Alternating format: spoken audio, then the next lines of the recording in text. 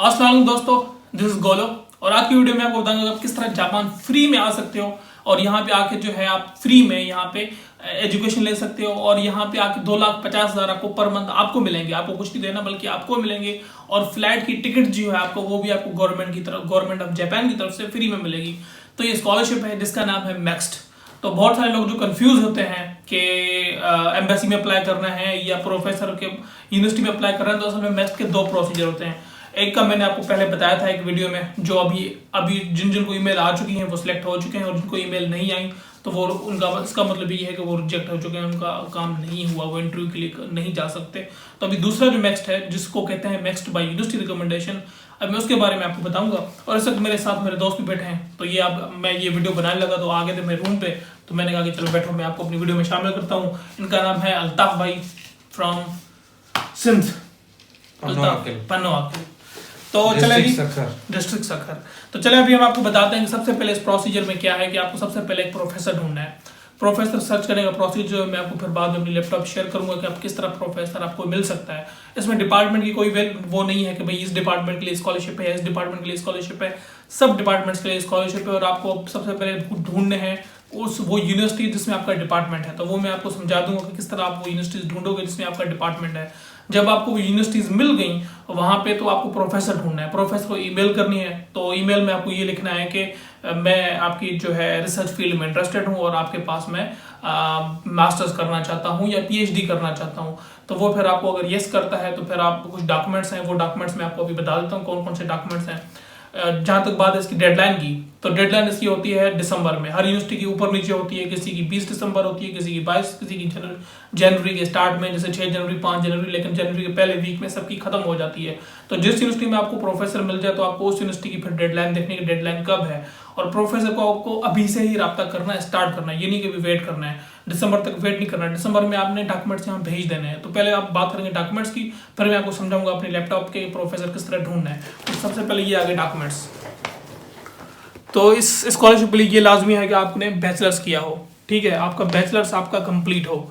उसके अलावा जो है प्रोफेसर मस्ट, मैंने आपको बताया, वो मैं आपको बाद में बताता हूँ। एप्लीकेशन फॉर्म, जब प्रोफेसर आपको मिल जाए तो उसी यूनिवर्सिटी के आप जो है उसी यूनिवर्सिटी के जो है इंटरनेशनल स्टूडेंट ऑफिस को आप ईमेल करोगे कि आई नीड मैक्स्ट फॉर्म्स, बिकॉज ये प्रोफेसर जो है ये मुझे सुपरवाइज कर रहा है और मैं मैक्स्ट के लिए अप्लाई करना चाहता हूँ। तो आपको वो फॉर्म भेजेंगे, 2 फॉर्म होंगे, एक मैक्स्ट का फॉर्म होगा, एक यूनिवर्सिटी का फॉर्म होगा।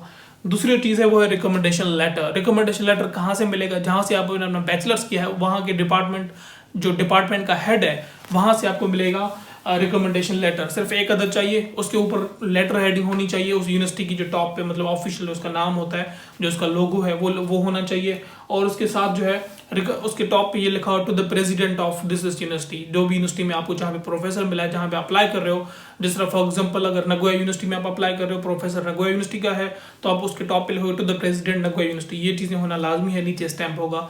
तो आम सा एक रिकमेंडेशन लेटर है, कोई इसका कोई फॉर्मेट नहीं है। और उसके अलावा तीसरी जो चीज़ें हैं वो 3 चीज़ें हैं इसमें, copy of passport, copy of degree, copy of transcript. ये 3 चीज़ें हैं, ये आप इसकी कॉपी करके इसमें अटैच करोगे। इन केस कुछ लोगों को ये मसला होता है कि हमारा अभी तक जो है नहीं आई, हमारी जो है डिग्री अभी तक नहीं मिली, तो आप अपनी जहाँ से आपने यूनिवर्सिटी जहाँ से आपने बैचलर्स किया है तो वहाँ से आप लें। उसको कहते हैं अपीयरेंस सर्टिफिकेट या होप सर्टिफिकेट, वो लेके भी आप अप्लाई कर सकते हैं। तो डिग्री अगर आपको 8 महीने, 10 महीने, 6 महीने बाद मिलेगी तो नो प्रॉब्लम, ठीक है। उसके अलावा नीचे आपको एक चाहिए इंग्लिश प्रोफिशिएंसी सर्टिफिकेट, जहाँ से भी आपने बैचलर्स किया है। अगर आप पीएचडी के लिए अप्लाई कर रहे हो तो जहाँ से आपने मास्टर्स किया है तो उनको जाके आप बताओ मुझे इंग्लिश प्रोफिशिएंसी सर्टिफिकेट चाहिए। तो ये जानते होते हैं कि ये क्या है इंग्लिश प्रोफिशिएंसी सर्टिफिकेट, आम सी चीज़ है, सबको पता होता है। तो वो आपको एक इंग्लिश प्रोफिशिएंसी सर्टिफिकेट बना के देंगे। तो उसमें जस्ट ये लिखा होता है कि आपने सारे सब्जेक्ट्स इंग्लिश में पढ़े हैं और आपकी इंग्लिश जो है वो बहुत अच्छी है। तो इंग्लिश प्रोफिशिएंसी सर्टिफिकेट आपको अपनी यूनिवर्सिटी से मिलेगा। स्टडी प्लान, आप गूगल करेंगे how to write study plan, आप प्रोफेसर से अपना मशवरा करके एक स्टडी प्लान लिखेंगे। और उसके बाद समरी ऑफ योर थीसिस, जो आपने समरी जो थीसिस वो है जो आपने अपने फाइनल ईयर में जो आपने अपना बैचलर्स किया था, तो आपने 5 लोगों ने मिलकर एक रिसर्च प्रोजेक्ट पे काम किया हुआ जिसको बोलते हैं final year project. Final year project में आपने एक थीसिस लिखी होगी, तो उसी थीसिस को समराइज करना है।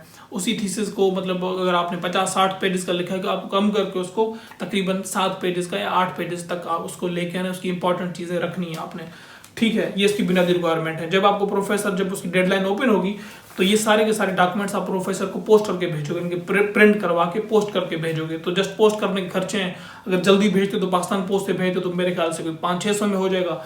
अगर नहीं तो स्टूडेंट पैकेज, अगर आप जाते हो ये TCS VCS वालों के पास, उनको बोलोगे स्टूडेंट पैकेज पे भेजना है तो काफ़ी फिर सस्ते में वो भी आपको कर देते हैं, लेकिन ज़ाहिर है पाकिस्तान पोस्ट ज़्यादा सस्ता है।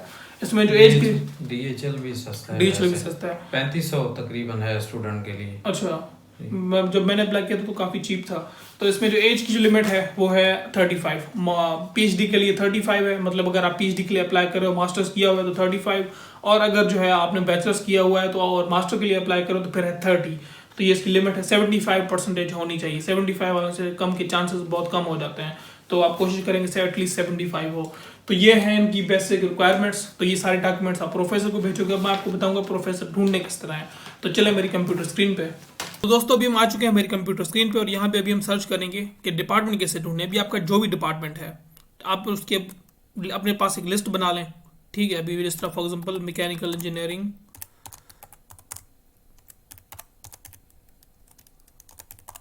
यूनिवर्सिटीज इन जापान, ठीक है। तो अभी जो है ये हमारे पास आ गई एक लिस्ट, मैकेनिकल इंजीनियरिंग यूनिवर्सिटीज़ की एक लिस्ट आ चुकी है हमारे सामने। तो अब यहाँ पे हम इनमें से कोई एक यूनिवर्सिटी सिलेक्ट करेंगे। अभी हम एग्जाम्पल एक यूनिवर्सिटी सिलेक्ट करेंगे, लेकिन आपने सबको देखना है, सबको कॉन्टेक्ट करना है। मैं जस्ट आपको एग्जाम्पल में एक समझाऊंगा कि प्रोफेसर आपको कहाँ से मिलेगा। अब आपको यहाँ पे अंदाजा होगा कि कौन कौन सी यूनिवर्सिटीज़ हैं। अब आपका जो भी डिपार्टमेंट है आप इस तरह करके सर्च करोगे गूगल पे कि भाई civil engineering, geology, biotechnology, chemistry, universities in Japan. तो जो भी आपकी जो यूनिवर्सिटीज़ हैं वो आपको उस डिपार्टमेंट का नाम लेके आप सर्च करोगे तो आपको यूनिवर्सिटी मिल जाएगी। अब यहाँ से हम कोई यूनिवर्सिटी सिलेक्ट करेंगे और उसमें से हम उसको गूगल करेंगे उसके नाम को। अब यहाँ से एक यूनिवर्सिटी है, ये रही तोयोहाशी यूनिवर्सिटी, ठीक। इसको आप गूगल करें और उसके साथ में आप उसको डिपार्टमेंट लिखेंगे। गूगल में आपने नाम लिखा यूनिवर्सिटी का, अब साथ में जिस तरह मेरा डिपार्टमेंट है मैकेनिकल, आप अपने डिपार्टमेंट का नाम लिखोगे mechanical engineering, department of mechanical engineering Toyohashi university, ठीक है। अब यहाँ से आप यहाँ पे जाएंगे मैकेनिकल जो भी हो। अब यहाँ भी ये सारी प्रोफेसर की लिस्ट आ गई है। अब आपको ईमेल कहाँ से मिलेगी, तो ये मैंने आपको यहाँ पे जिस तरह बताया कि यहाँ पे इसकी ईमेल पड़ी है यहाँ पे shibata@me, और नीचे ये भी साथ में उसने लिखा है कि ये आप उसके साथ ऐड करें, उसकी ईमेल के साथ जो ये वाला सेक्शन है उसके साथ ये tut.ac.jp। अगर कंप्लीट ईमेल ना लिखी हो तो आपको बताया होगा कि क्या पार्ट उसमें साथ ऐड करना है। तो यहाँ से आप प्रोफेसर को करोगे ईमेल और उसमें आपने ये लिखना है कि मैं आपके साथ आपकी सुपरविजन में नेक्स्ट स्कॉलरशिप के थ्रू पढ़ना चाहता हूँ, ये आपने इसको बताना है। मास्टर करना चाहते हो मास्टर करना, सिंपल सी ईमेल है, आप गूगल करोगे how to write an email to professor for scholarship, तो वो आपको जो है खुद ही आपको गूगल बता देगा। फिर भी मैं इस पर एक वीडियो भी बना दूंगा। अब एक और एग्जांपल के तौर पे कोई और यूनिवर्सिटी में उठाता हूँ और आपको उस पर दिखाता हूँ। फॉर एग्जांपल आप जिस तरह ओसाका यूनिवर्सिटी मैकेनिकल, अब ये मैं इसलिए कर रहा हूँ क्योंकि ये पहले एक बार मैं सर्च कर चुका था, तो एक प्रोफेसर का नाम तो है, उसकी ईमेल एड्रेस नहीं है। तो इस केस में क्या करना है तो वो मैं आपको समझाना चाहता हूँ। तो यहाँ पे डिज़ाइन और यहाँ पे जो है ये इनके सेक्शंस हैं कि कौन कौन से यहाँ पे लेबॉर्ट्रीज़ हैं। ये बहुत बड़ी यूनिवर्सिटी है तो इसमें आपको सेक्शंस में डिवाइड है। मैकेनिकल डिपार्टमेंट जो है 5 डिफरेंट सेक्शंस में डिवाइड है। तो डिज़ाइन में फिर यहाँ पे बहुत दूसरी यहाँ पे लेबॉर्ट्रीज है। डिज़ाइन की जो है ये सबसे पहले laboratory design and engineering laboratory, तो इसमें हम आ गए। और यहाँ पे है मेंबर्स। अब ये जो है इसका टॉप पे प्रोफेसर है, आपने प्रोफेसर को ईमेल करनी है, ठीक है। तो ये टॉप पे इसका प्रोफेसर है। अब यहाँ पे इसकी ईमेल एड्रेस नहीं है, तो मैंने स्पेसिफिकली इसको इसलिए ढूंढा था कि बता सकूँ अगर किसी प्रोफेसर का आपको ईमेल एड्रेस नहीं मिलता तो आपने क्या करना है। ये प्रोफेसर का यहाँ पे आप नाम जो है गूगल करोगे और साथ में आप लिखोगे ओसाका यूनिवर्सिटी, जिस यूनिवर्सिटी में ये पढ़ाता है, जो भी प्रोफेसर की यूनिवर्सिटी है वो नाम लिखोगे और साथ में लिखोगे ईमेल एड्रेस। तो ये आप लिखोगे तो ये जी आ गई उसकी ईमेल एड्रेस। ये टॉप पे जो है ये उसकी ईमेल एड्रेस। ये आपने तब करना है जब प्रोफेसर की ईमेल एड्रेस ना मिले आपको। ये रही उसकी ईमेल एड्रेस, ये बस उसका नाम रहा और ये उसकी ईमेल एड्रेस, ठीक है। तो ये आपने, और ये नीचे जो है उसके पूरा उसका होम पेज बना हुआ है जिसने पूरा वहाँ पे उसने डिटेल दी हुई है अपने बारे में, उसका फ़ोन नंबर भी है और यहाँ पे उसकी ये ईमेल भी है, ठीक है।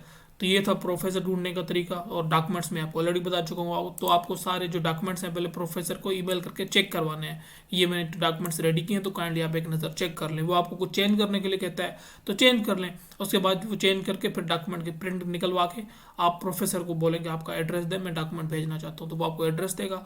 आप प्रोफेसर को सारे डॉक्यूमेंट सेंड कर दोगे। उसके बाद प्रोफेसर जाने और वो खुद ही आपका काम कर देगा, सिंपल। तो thank you so much for watching the video, take care, अल्लाह हाफिज़।